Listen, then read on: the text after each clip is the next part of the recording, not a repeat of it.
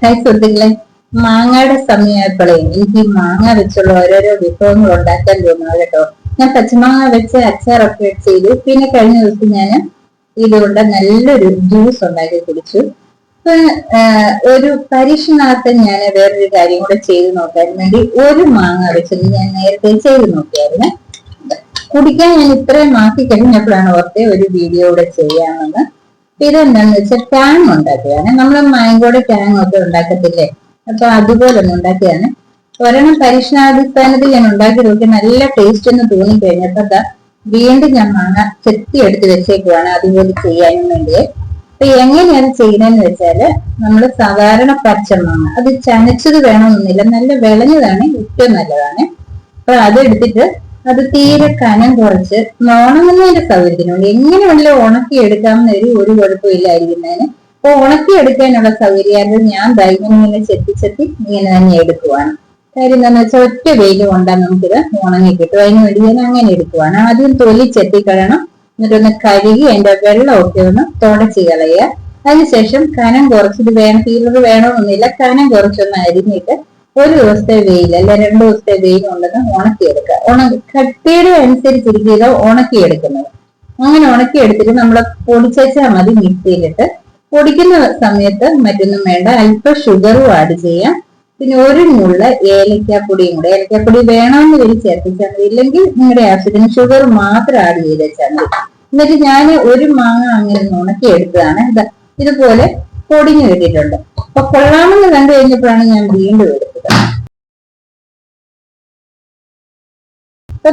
നല്ല നമ്മൾ ഈ ചില ജ്യൂസ് കിട്ടുമല്ലേ, പാക്കറ്റ് ജ്യൂസ് ഒക്കെ കിട്ടുമ്പോ നല്ല പൾപ്പായിട്ട് വരുമല്ലോ മാങ്ങ, അതുപോലെ മുന്തിരിയുടെ ഒക്കെ, അതുപോലെ കേട്ടോ. ഇത് നമ്മൾ വെള്ളത്തിലിട്ട് കഴിയുമ്പോൾ പൾപ്പ് പോലെ തന്നെ ഇങ്ങനെയൊക്കെ കുതിർന്ന് വരും. നല്ലൊരു ടേസ്റ്റ് ആണ് കേട്ടോ, നല്ലൊരു കുറുകി വരുന്ന പോലെയാണ്.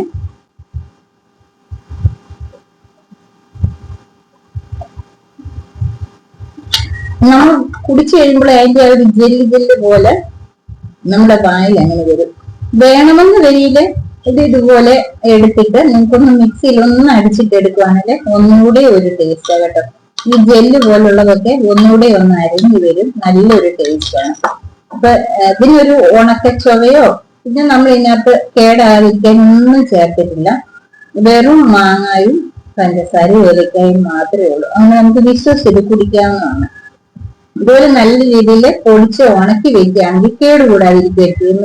കുറച്ചു കാലം വെളിയിലും വെക്കാം. ഞാനിത് വെളിയിൽ വെച്ച് നോക്കിയില്ല, ഇപ്പൊ ഞാൻ 2 ദിവസം ആരേ ഉള്ളൂ പൊടിച്ചെടുത്തിട്ട് നേരത്തേനും തീർന്നത് പൊടിച്ച്. പിന്നെ നമുക്ക് വേണമെങ്കിൽ ഫ്രിഡ്ജ് സൂക്ഷിച്ച് വെക്കുകയും ചെയ്യാം. അപ്പൊ ഒട്ടുമേ കേടാകത്തില്ല. ആവശ്യാനുസരണം നമുക്ക് ഇങ്ങനെ എടുത്താൽ മതിയല്ലോ. ഇപ്പൊ മാങ്ങ ഉള്ള സീസണിലല്ലേ നമുക്ക് പറ്റത്തുള്ളൂ ഇങ്ങനെയൊക്കെ ചെയ്യാം. ഇന്നലെ ഞാൻ ജ്യൂസ് ഉണ്ടാക്കിയിട്ട് ബാക്കി എടുത്ത് ഞാൻ ഫ്രീസറിൽ അരിഞ്ഞു വെച്ചിട്ടുണ്ട്, ആവശ്യമുള്ളപ്പോൾ ജ്യൂസ് കുടിക്കാനും വേണ്ടി. അപ്പൊ ഇത് ഞാൻ അങ്ങനെ ടാങ് ആക്കി വെക്കാനും വേണ്ടിയാണ്. അപ്പൊ പകുതി ഞാൻ ഒരു ചെറിയ പീസ് ബീട്രൂട്ടിന്റെ കൂടെ ഇതിനകത്ത് അതുപോലെ തന്നെ പീൽ ചെയ്തിടുന്നുണ്ട്. അധികം എടുത്തില്ല, ഒരു ബീട്രൂട്ടിന്റെ ഒരു 4 ഭാഗം അതിന്റെയും പകുതിയെ എടുത്തുള്ളൂ, കുറച്ച് മാത്രം കേട്ടോ. അതോടെ ഒന്ന് പീൽ ചെയ്ത് ഇതിൻ്റെ ഇട്ടോ ഉണക്കുന്നുണ്ട്. കാര്യം ഒരു കളറിന് മാത്രം, കൂടുതലായ ടേസ്റ്റ് വ്യത്യാസം വന്നു കഴിഞ്ഞെടുക്കും. അപ്പൊ അതും കൂടെ ഇടുവാണെങ്കിൽ വേറൊരു കളർ വരുമല്ലോ എന്നുകൊണ്ട് അതുകൂടെ അല്പം ഇടുന്നുണ്ട്. പിന്നെ മാങ്ങ തന്നെയായാലും നല്ലതാണ്, കളർ കുറവൊന്നുമില്ല. പിന്നെ ഈ കളറാണെന്ന് വലിയ ഇതിന് വാട്ടച്ചോ പോലൊന്നും ഇല്ല കേട്ടോ. ഈ മാങ്ങ ഉണങ്ങുന്നതാണല്ലോ ഒരു വാട്ടച്ചോ വരുമല്ലോ എന്നൊന്നും ഓർക്കണ്ട. അങ്ങനെ ഒരു ചൊവയോ രുചിയോ ഒന്നും ഇതിന് വരുന്നില്ല. അപ്പൊ നമ്മുടെ വീട്ടിൽ കൂടുതലായിട്ടും മാങ്ങ ഉള്ള സമയത്ത് ചില മാങ്ങ ഒക്കെ ഉണ്ട്, ഒരു പഴുക്കുന്ന സമയമാകുമ്പോൾ പുഴു വന്ന് കേടായി പോകുന്ന മാങ്ങ ഉണ്ട്.